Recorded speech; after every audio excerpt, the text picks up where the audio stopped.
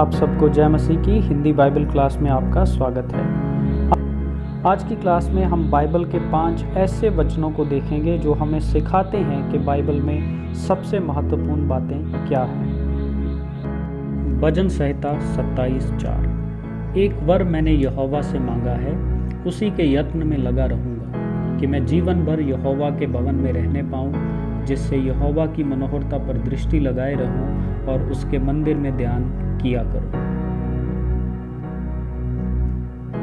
दाऊद एक राजा के रूप में परमेश्वर से अपने शत्रुओं पर विजय और राजमुकुट इत्यादि सांसारिक वस्तुओं को मांग सकता था, मगर इन सब वस्तुओं की बजाय वह यहोवा के भवन में रहने, यहोवा की मनोहरता को निहारने और उसके मंदिर में ध्यान लगाने के वर को मांगता है।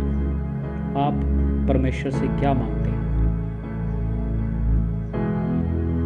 मरकुस 10:21। यीशु ने उस पर दृष्टि करके उससे प्रेम किया और उससे कहा, तुझ में एक बात की घटी है, जा, जो कुछ तेरा है उसे बेचकर कंगालों को दे और तुझे स्वर्ग में धन मिलेगा, और आकर मेरे पीछे हो ले।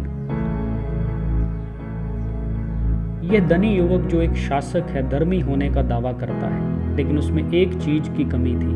वह यीशु को एक चीज देने को तैयार नहीं था जो यीशु ने उससे मांगी थी। वह स्वयं को देने के लिए तैयार नहीं था। वह यीशु को अपनी उपलब्धियों से प्रभावित करने के लिए तो तैयार था, लेकिन वह अपने ओहदे और प्रतिष्ठा का परित्याग करने के लिए तैयार नहीं था। आप में किस चीज की कमी है?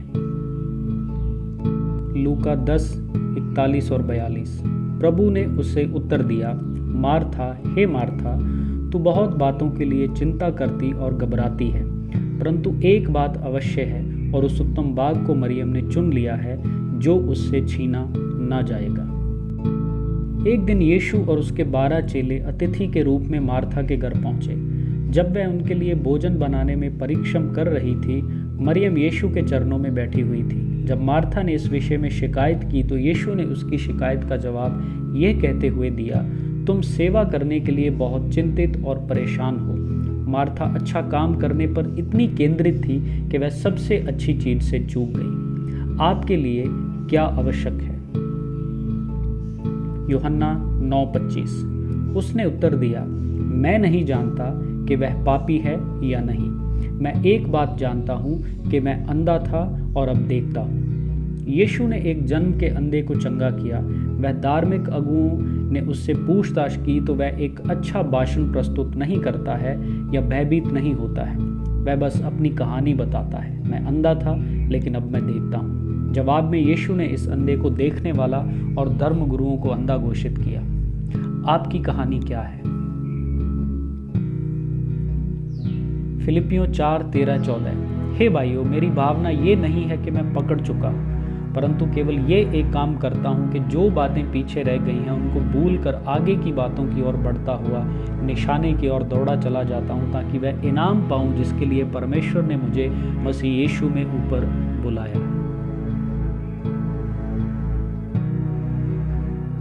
प्रेरित पौलुस ने कभी भी अपने अतीत के बोझ को अपने लक्ष्य पर हावी नहीं होने दिया। वह अपना लक्ष्य जानता था और वह डगमगाने वाला नहीं था।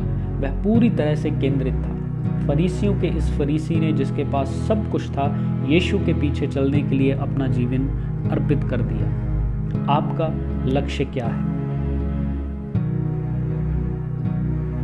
दाऊद, धनी युवक, मार्था, अंधा, पौलुस।